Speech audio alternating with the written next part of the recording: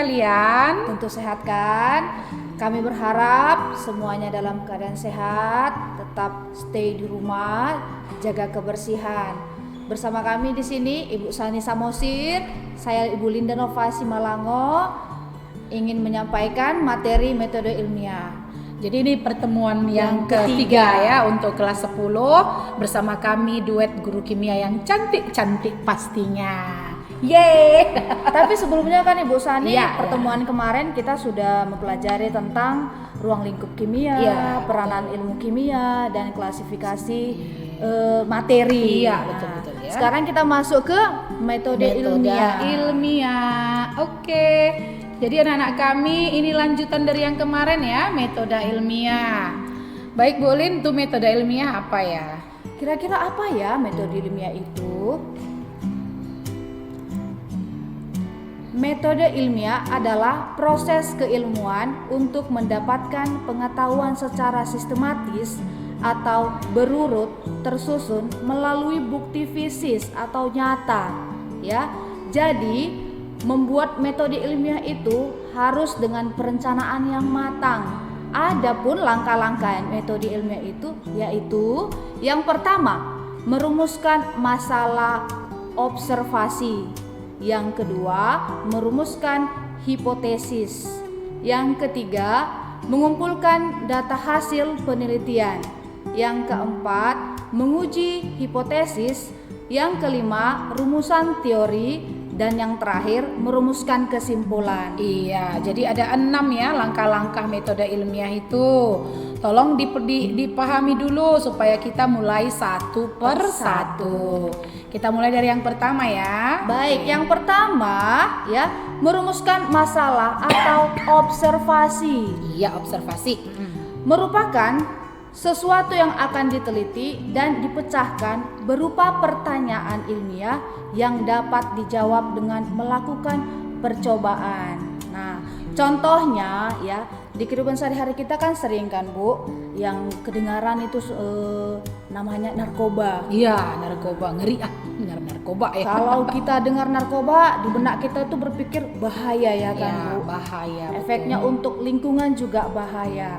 Nah, dari kata narkoba ini katanya berbahaya untuk lingkungan dan semua orang, kita bisa merumuskan masalah atau bisa mengobservasinya. Ada timbul pertanyaan di benak kita. Contohnya ya, apa yang dimaksud dengan narkoba gitu? Apa narkoba itu? Nah, itu muncul karena misalnya orang penasaran. Apa sih narkoba ini? Sehingga menimbulkan ketakutan. Iya, nah kemudian itu merumuskan masalahnya dengan membuat suatu pertanyaan ya. Jadi contohnya tadi apa yang dimaksud dengan narkoba? Oke.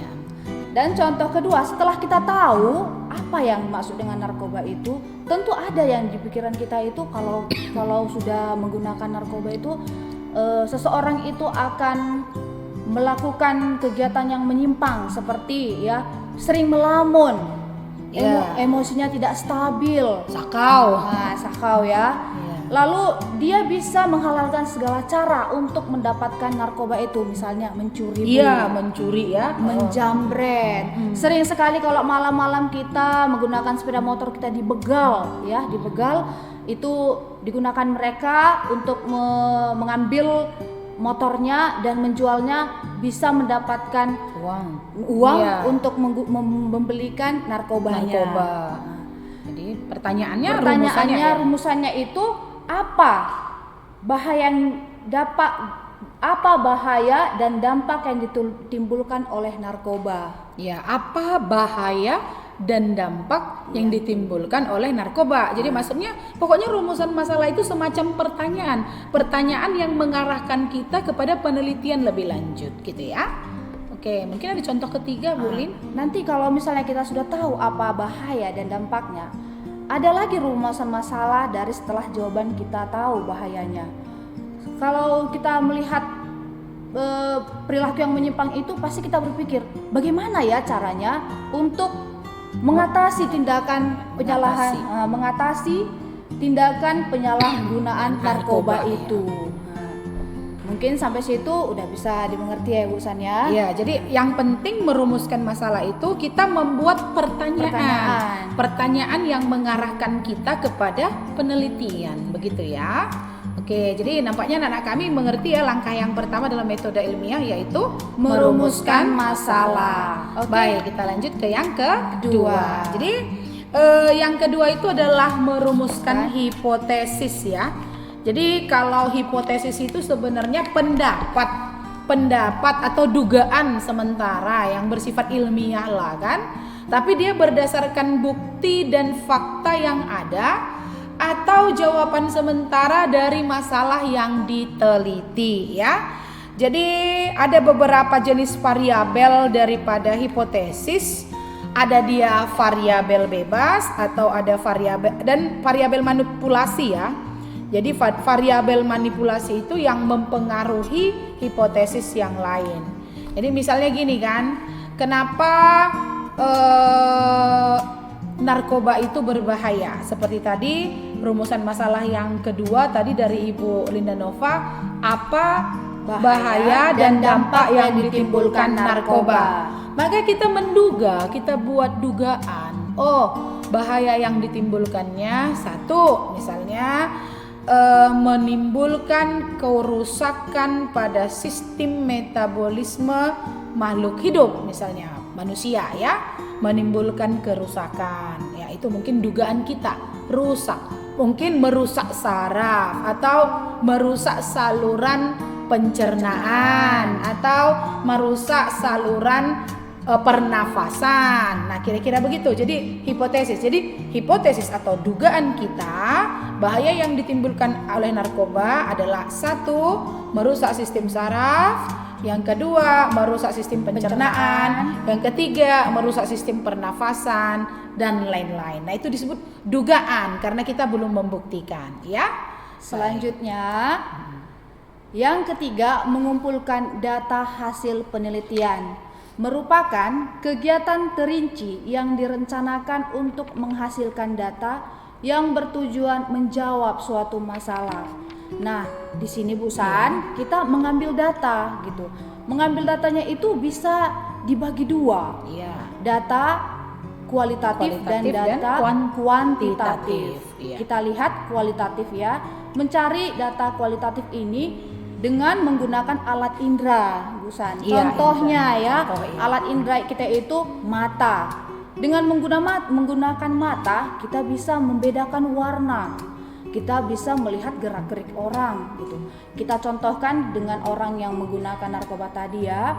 Kalau misalnya menggunakan narkoba, kita melihat matanya bisa berwarna merah ya Bu ya, merah. atau sayu gitu ya, atau melihat pergerakan badannya begitu letih, gampang lesu gitu, wajahnya sering pucat, Kelihatan kurang tidur. Iya, kelihatan kurang tidur. Jadi kita bisa melihat dengan alat indera kita mata. Dan lalu yang kedua dengan menggunakan hidung.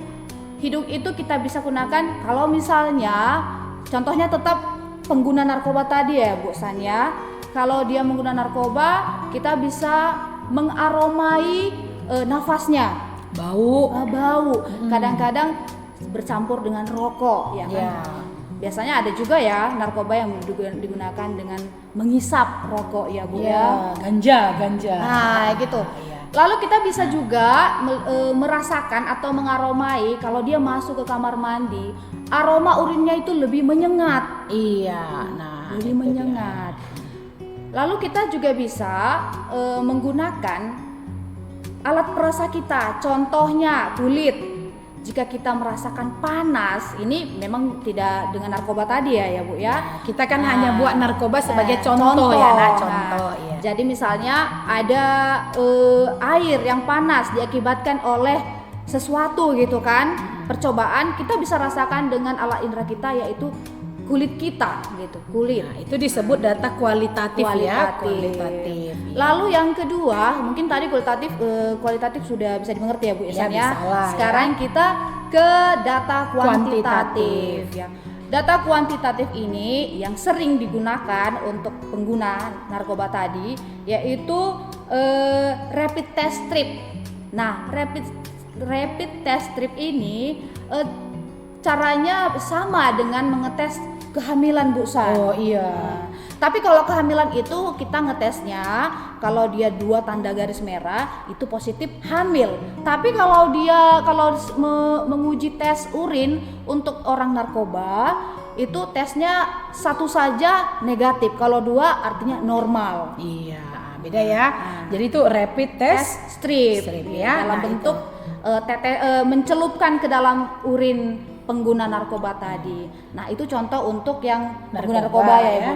Tapi kalau kita di laboratorium sering kita menggunakan itu contohnya silinder ukur atau gelas ukur, ya kan, mengukur volume karena sudah ada tandanya di dalam, Ibu ya. Iya, pipet volume juga. Pipet volume, iya. pipet gondok, ya kan? Kemarin sudah dikasih tahu Iya, kan, Bu? pada pelajaran sebelumnya, ya. Nah, itu semua dalam ranah mengumpulkan data hasil penelitian. Jadi tadi setelah kita membuat rumusan masalah, terus kemudian setelah itu kita membuat hipotesis, maka langkah ketiga itu mengumpulkan data hasil penelitian. Cara mengumpulkannya seperti yang dijelaskan Ibu Linda Nova tadi ya.